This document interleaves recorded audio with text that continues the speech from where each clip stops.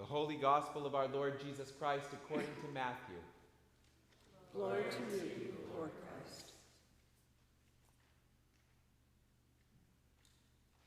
Jesus withdrew in a boat to a deserted place by himself. But when the crowds heard of it, they followed him on foot from the towns. When he went ashore, he saw a great crowd, and he had compassion for them and cured their sick. When it was evening, the disciples came to him and said, "This is a deserted place, and the hour is now late.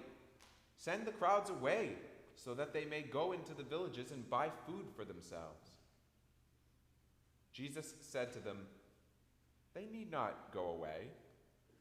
You give them something to eat."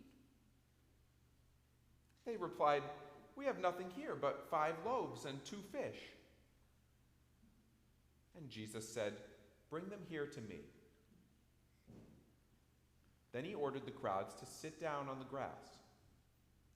Taking the 5 loaves and the 2 fish, he looked up to heaven and blessed and broke the loaves and gave them to the disciples.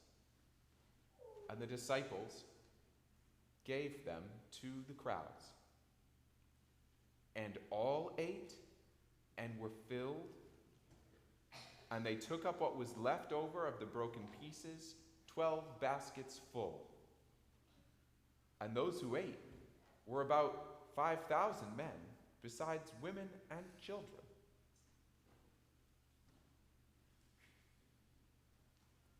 The Gospel of the Lord. Praise to you, Lord Christ.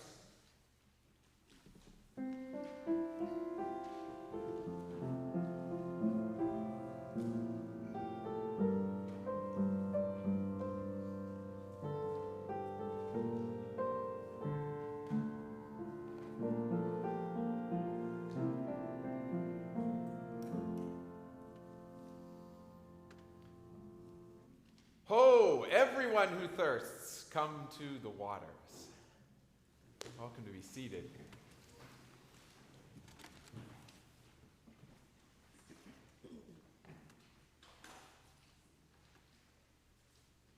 Did Jesus really feed 15,000 men, women, and children? I'm going to count them all.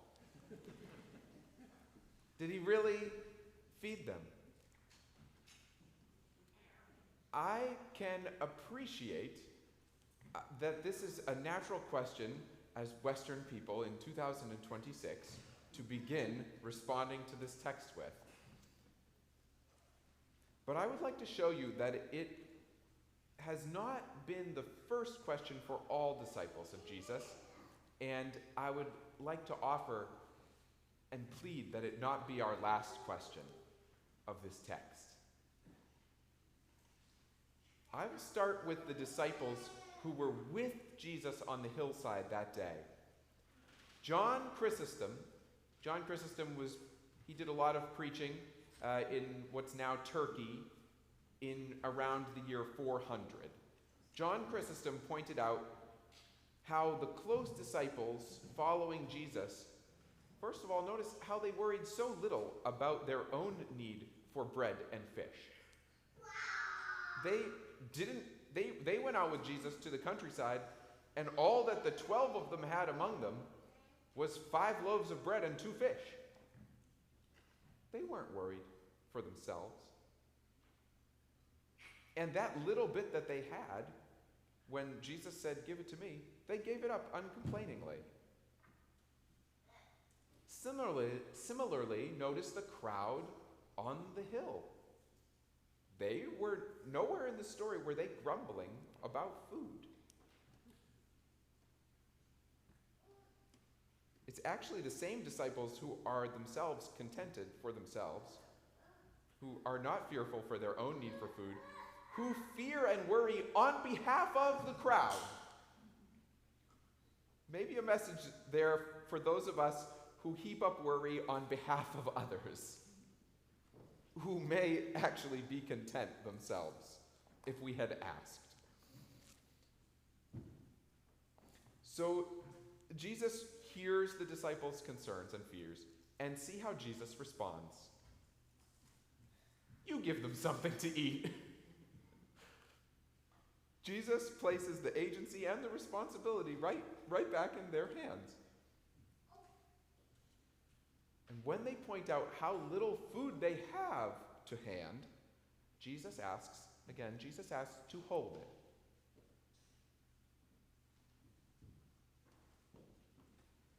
And again, John Chrysostom adds, see how when they are redirected to their own concerns, how open-handed they are. They place that little food they have into Jesus' hands.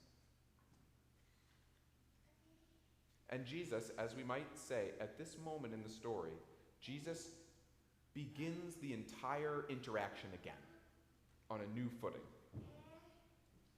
Jesus asks the crowd, sit down, have a seat on the grass. And then in the sight of all, Jesus takes this bread and this fish and thanks God for what they do have. And then begins to break it into pieces. And then, as Chrysostom continues, Jesus gave it to the disciples, gives it right back to them, immediately again, giving the agency and responsibility back to them. And he gives it to the disciples to distribute, to honor them, and so that they would remember, says John Chrysostom, their own hands bearing them witness. Does not instruct them with words, but he gives them something to do with their own hands.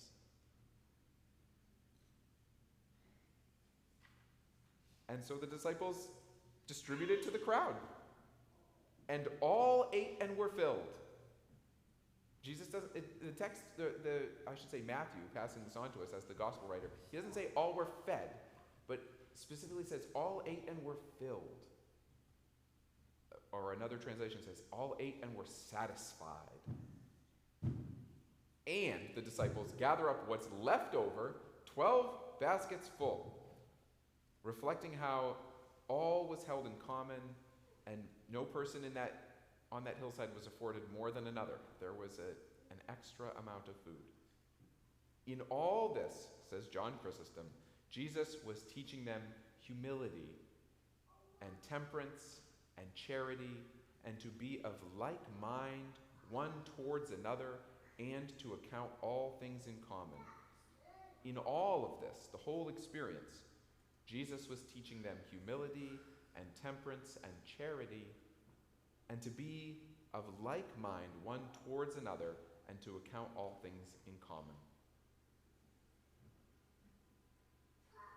When we ask the question, did Jesus really feed 15,000 people? We're in maybe a wonderful way, we're joining the disciples on that hillside at the very first moment in the story, right? Where would we possibly get enough food to feed all these people? That would be impossible. Send them away. So we don't want to get stuck there because that's the beginning of the story. And we do serve in moments in our daily life. Sometimes we do serve that fear that's at the beginning of the story. I mean, all those moments where we fear that there's not enough food, or not enough money, not enough time in my day for this hope that I have, or not enough love in my heart for that challenge. Or every moment, we could think of moments when we attempt to send a problem send it away. I think of where all my household trash goes. I send it across a border, at least out of my town, but I know actually mine's going out of my state, so somewhere else they can bury it or burn it, right? Every problem that we try to send over the hill, we serve this fear that's at the beginning of this passage. But also, we have so much practice serving God the way Jesus does in this passage. As soon as we take what we have and we thank God and we begin breaking it in pieces,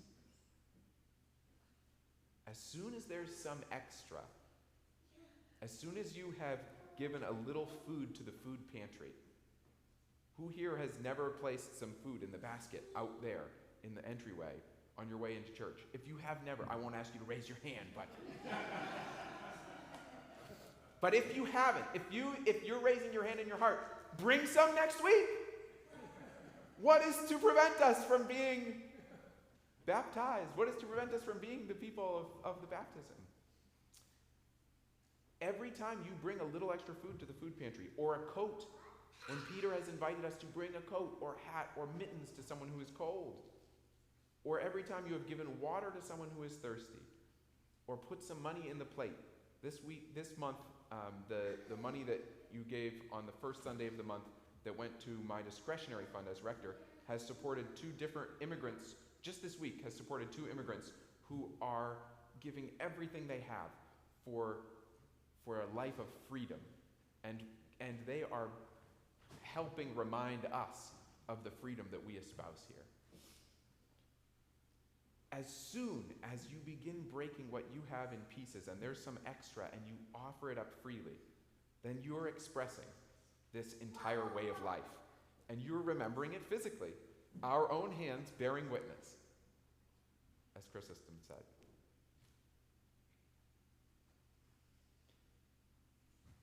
And I want to celebrate today that the fact that everyone in this room has practiced that, and that so many of our friends around us have practiced that way of life is not an accident.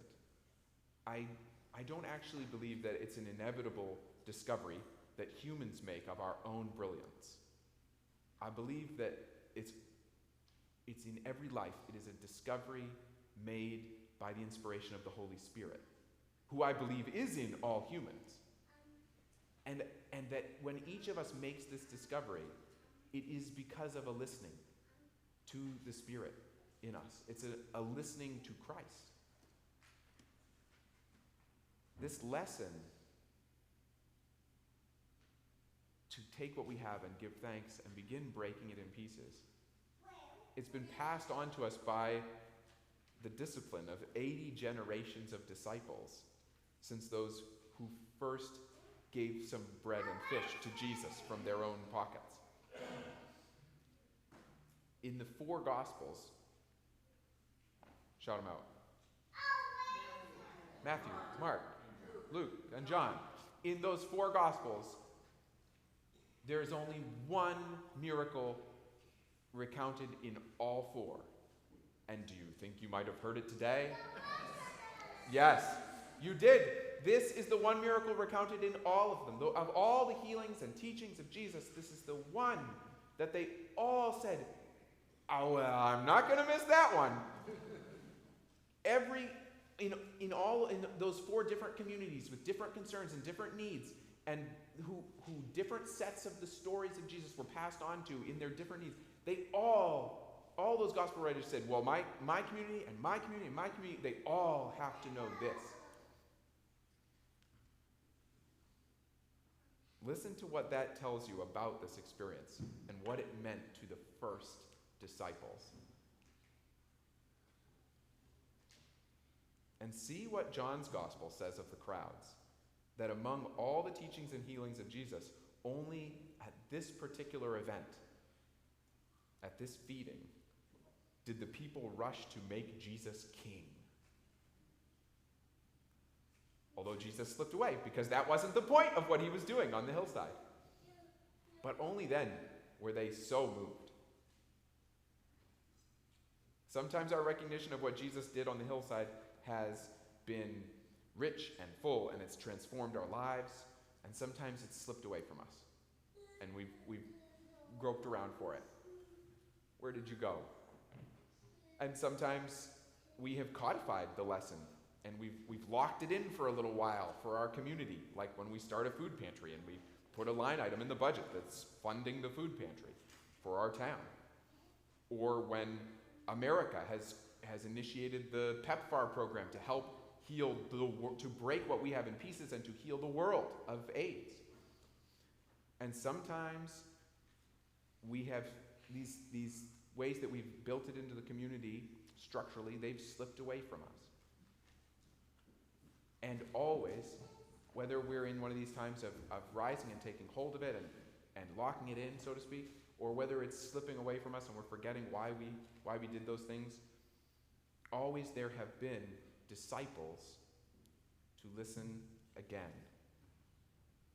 And as I say, I think that each of us has to do that. That you may inherit a program or a line item in a budget, but you cannot inherit the Spirit of God from your mom or from your dad or a grandparent or a cousin or a neighbor.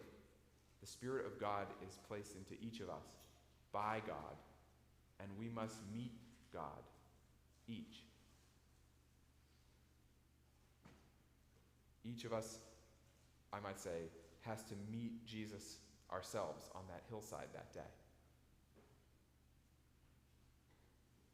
Did Jesus really feed 15,000 people? Standing with those disciples and passing with them through the events of that day.